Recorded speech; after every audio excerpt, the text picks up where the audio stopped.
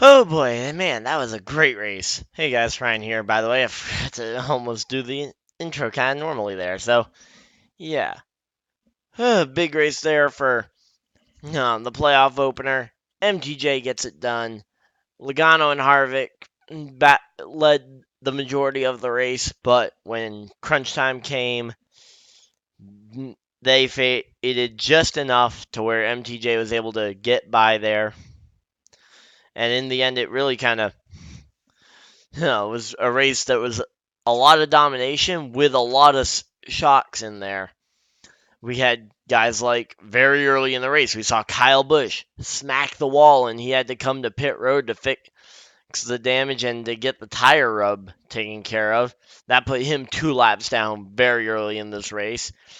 And then there was Kurt Busch, who completely wrecked out of the race because he had a flat tire and did not come to pit road. Granted, I don't think he even made it back around to really kind of gets a chance to go to pit road. But yeah, and then after that, we had some of the bigger incidents where we also saw Eric Jones kind of not necessarily out of the race and actually ended up passing Kurt Busch with a stuck throttle, so he could basically had to pick one gear back while they were back in the garage fixing it. From what I know of it, I'm not a super good. Like, I don't know a lot of the mechanics behind these race cars, but from what it sounded like on the broadcast, which also got to give some credit to NBC. Loved the broadcast tonight. I felt like they explained a lot of the different incidents pretty well. In particular, like the stuck throttle, it sounded like from what they were explaining, at least, that basically the gearbox was getting stuck on one gear, so you just basically had to pick a gear.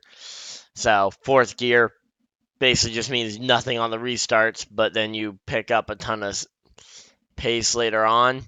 But late in this race, I mean, we saw guys like McDowell looking like he was gonna, like we saw McDowell, DeBenedetto, Byron, all playing a massive gamble. Unfortunately for all of them, it didn't pay out with a caution, but they all played out the strategy of wait, run a little bit longer, and in the end, it didn't pay out for them. But if it did, it would have meant guys like Harvick and Truex that were leading and dominating the race at that point would have ended up with struggles. And of course, just kind of going through top 10 again, kind of notable finishers. MTJ, stage 2 winner and race winner. Kevin Harvick, very dominant day, despite only finishing second. Brad Keselowski, Chase Elliott, Ryan Blaney, your top 5. Blaney and Chase Elliott, both really good days there. Bowman and Byron both really needed that. I feel like to try and earn some points to try and give them a cushion over this line. Larson needed the points as well, and he got an 8th place finish. Logano and Newman all round out your top 10. So all of the top 10 were all playoff drivers. And a lot of them, like Newman and Larson, absolutely needed these points from it. Then if we scroll down a little bit further, we had guys like Jimmy Johnson and Austin Dillon, both eliminated from the playoffs. But then we see Eric Almirola and Denny Hamlin also bringing back solid days. And to be honest, I thought Stuart Haas was going to be a lot better, especially going into the nighttime with their super trimmed out cars for qualifying. But I guess they either adjusted too much or the track just didn't come to them. In the end, though, yeah, Denny Hamlin, Kyle Busch brought this one back. Um, he went from being he went from being 2 laps down to finishing 19th and on the lead lap. So he only improved from start to finish. He only improved one position, but boy, did he have an eventful trip there. Spent most of this race 2 laps down, and then all of a sudden in stage 3, he really kind of picked up the pace.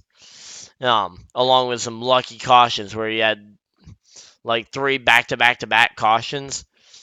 where I think it was like the stage end, he was able to stay out, and then there was the Byron incident, which gave him another lap back, getting him both of his laps back, and then his brother's caution brought out. Because yeah, actually Byron had a tire go down, which is why he was in the situation to play that gamble. But yeah, but Kyle Busch, he battled back from that, and let's see. Notable drivers that finished poorly. We saw Eric Jones with a stuck throttle, 36th. Kurt Busch with that wreck put him out of the race. William Byron had a tire go down, and he managed to get onto the pit road as the caution was coming out, and he actually beat them getting to pit road. So that was amazing from him.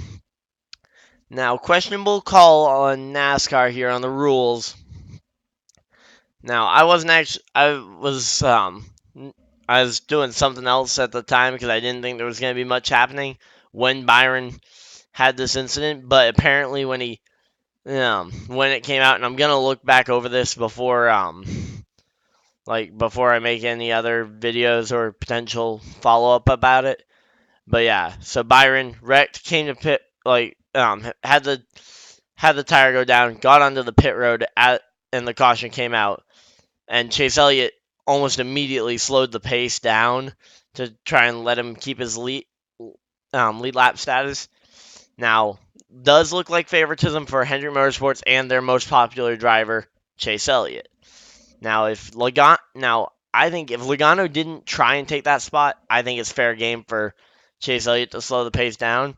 But if Logano tried to take that spot, I think NASCAR should have let him, because Chase Elliott was obviously was not keeping pace car speed. I mean, he was not even close to the pace car when he slowed that pace down so much.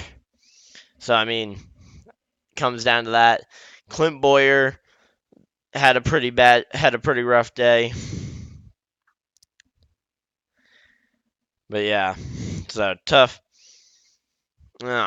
day though for a lot of these guys that, to be honest, needed good days. Yet a lot of them were able to scrape back and claw back a good finish. And I feel like I'm excited though to see Richmond this weekend, or this coming weekend. I won't be at the track, unfortunately, but I'm so excited to watch this one. I think this short track, I love the short tracks, in particular Richmond Raceway, but all the short tracks overall I feel like are amazing. Yeah, so, and is that, no, that was just ESPN saying that Truex won. Wasn't sure if that was Fox confirming that Truex has won, because they haven't even finished up post-race tech, because that's how quick I'm trying to get this out, because it is getting later at night. But yeah, so figured I'd kind of just do that quick rundown. I think I covered pretty much everything. Let's see, other notables, anything notable that I forgot to mention. Paul Menard in his final Las Vegas start, 14th.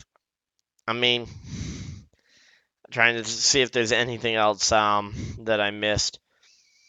Yeah, so a lot of the guys that were playing the strategies, like McDowell, like DiBenedetto, like Byron, all ended up having to pit and ended up having subpar finishes for where you expected them to finish based on how they were running.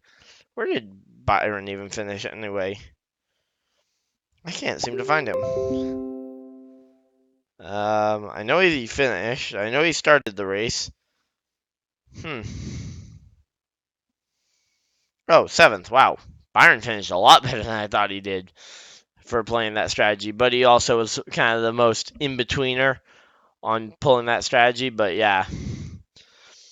So I still think Gibbs is the best team right now, and I think, to be honest, they've got a good shot at sending 3 cars to Homestead.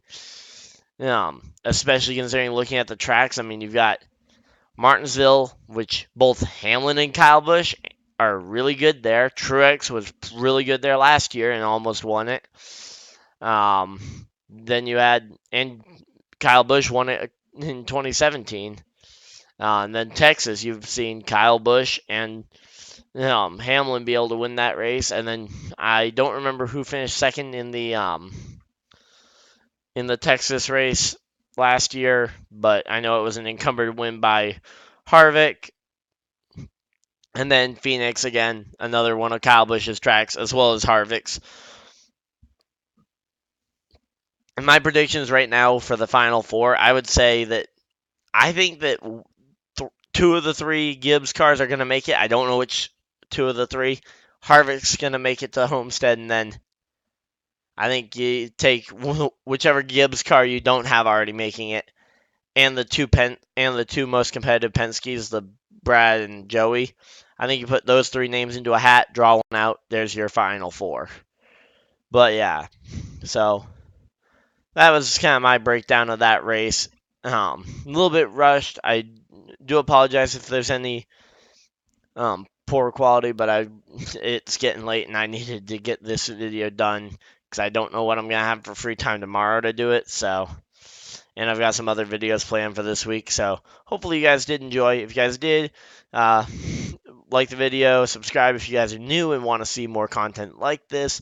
Also comment down below if you guys have any suggestions, comment, feedback on my content is always appreciated. Um, yeah, and also supporting the channel. There are links down below in the description if you guys feel so inclined. But I'll let you guys move on to whatever video or other thing you guys have going on today. So I'll see you guys later. Bye.